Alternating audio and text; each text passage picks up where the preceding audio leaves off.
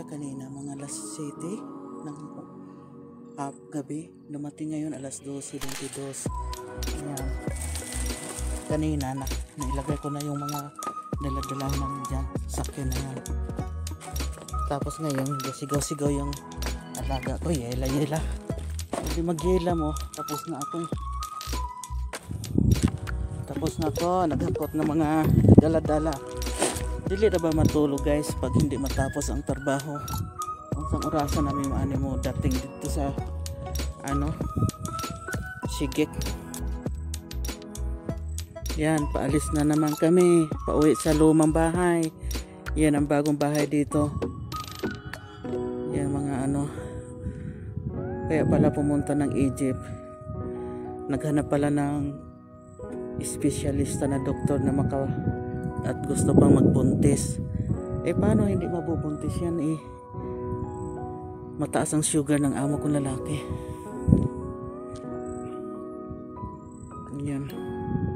Yan, ito yung place dito sa Abaha. Pag pumunta ka dito, halos hindi ka makaalis kasi hindi masarap silang kasama guys. Magugutom ka. Iwan ko kung saan yan nagpunta yung mga yan. Ayan. Mga sinungaling. Ngayon, may balak sila pagkatapos na ng kasal ng kapatid ni Patom, yung amo ni Ate Helen. Pupunta daw sa Egypt. Mag-asawa ng aking amo, mag-asawa ng amo ni Ate Helen, tapos kami magkasama kami ni Ate Helen sa bahay ng lola. Agay, sinungaling raban dako yan.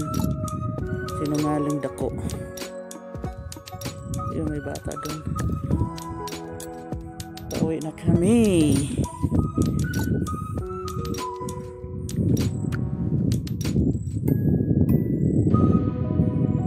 Bahala kayo magtawag-tawag dyan sa akin. Tapos na ako maghakot.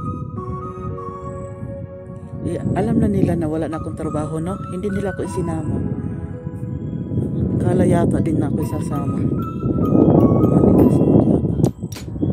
Paano kaya pag nagbuntis yan siya? Balak naman ni Ate Helen 2023 kami umuwi. Mabuti nahilot kanina. Sabi ni Ate Helen 1 taon na lang daw siya, uwi na. Agoy, siya lang naman yung aking inaano dahil kawawa din pag nag-iisa dito. Mga sinungaling. Nakakapagtaka guys. Nang dumating si Ate Helen, nagbabago mo ugali nila. Akala yata nila yung kanilang pagkasinungaling. Lumabas ang tunay na ugali Ang gusto pala nila, hindi pala kami magkita ni Ate Helen. Anong ibig sabihin? Hindi naman katulad nila na yung pala pag nagkita-kita sila mga babae, mga tumboy pala di ay. Mga tumboy. Yahak. Ayan, ito yung paligid dito.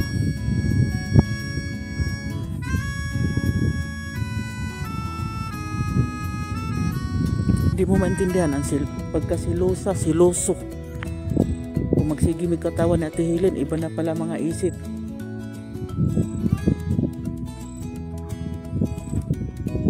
Sana nga magbuntis sila. At dyan kami aandar ni Ate Helen. Agoy, yung aking ticket, ayusin mo lang ko report. Kukunin ko naman yan mayain kita. Yan ang bahay nila na walang kwarto ang katulong. Walang kwarto. Paano yan pag nanganak siya, bihay, diha? Dadating ang mga bisita, ang katulong walang kwarto.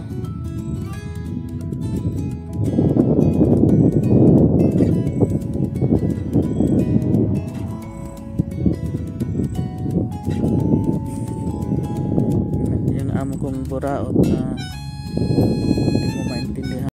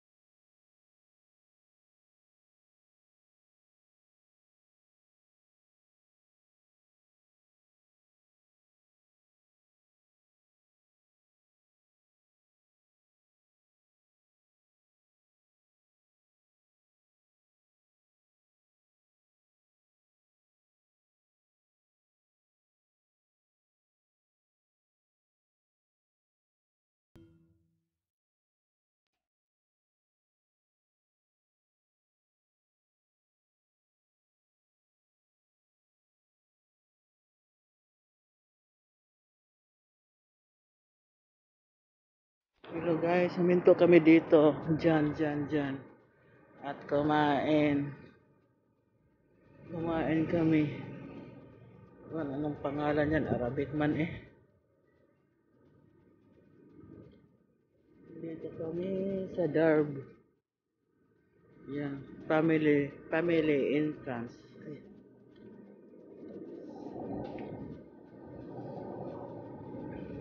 Hello guys. Sa Lola daw kami magputor. Maghapunan. Yan, sobrang hangin.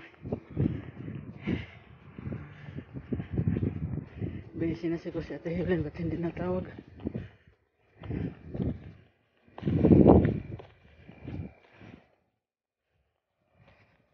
Hindi pa ako tapos magtrabaho sa bahay.